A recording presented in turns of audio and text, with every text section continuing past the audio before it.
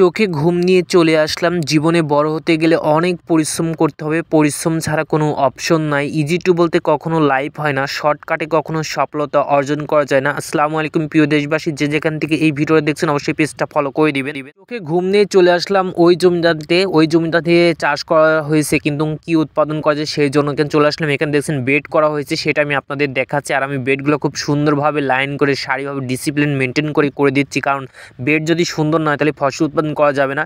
এইদিকে শাকগুলো অনেকটা বড় বড় হয়ে গেছে, তাই বলতে চাই এই শাকগুলো তুলে বাজারে বিক্রি করতে হবে। কোনো কাজই লজ্জা করলে চলবে না, কারণ পরিশ্রম ছাড়া কোনো অপশন নাই। জীবনে টাকা ইনকাম করতে হবে, এটাই লক্ষ্য। এইদিকে আমি শাকগুলো দেখেছি এবং মূলাগুলো দেখাচ্ছি। যেহেতু মূলার দাম নেই, তবে মূলার শাকের দামটা অনেকটা আছে, সেটা আমি আপনাদের দেখানোর চেষ্টা করছি। এই জমিতে শুধু শাক আর শাক, এই সবজিগুলো অনেকটা ভালো লাগে, কিন্তু অনেকে এগুলো পছন্দ করে। আমার হাতে যেটা দেখতে পাচ্ছেন এটা হচ্ছে পালং শাক। আমি কিন্তু খুব ফেভারিট আমার এই পালং শাক, আর কালার ডাউল দিয়ে যদি ঘাটি করা যায় অনেকটা সুন্দর লাগে। আর এদিকের প্রকৃতির দৃশ্যটা আমি দেখাচ্ছি, আর বিশাল বড় ফাঁকা মাঠ। আর এইদিকে দেখতেছি গাজর তুলতেছে আঙ্কেলেরা, তো আমি যাচ্ছি গাজর খেতে। আর গাজরগুলো এত বড় বড় হয়েছে তার বলে বোঝাতে পারবো না। দেখেন কি সুন্দরভাবে আমাদের শ্রমিক ভাইরা গাজরগুলো তুলতেছে।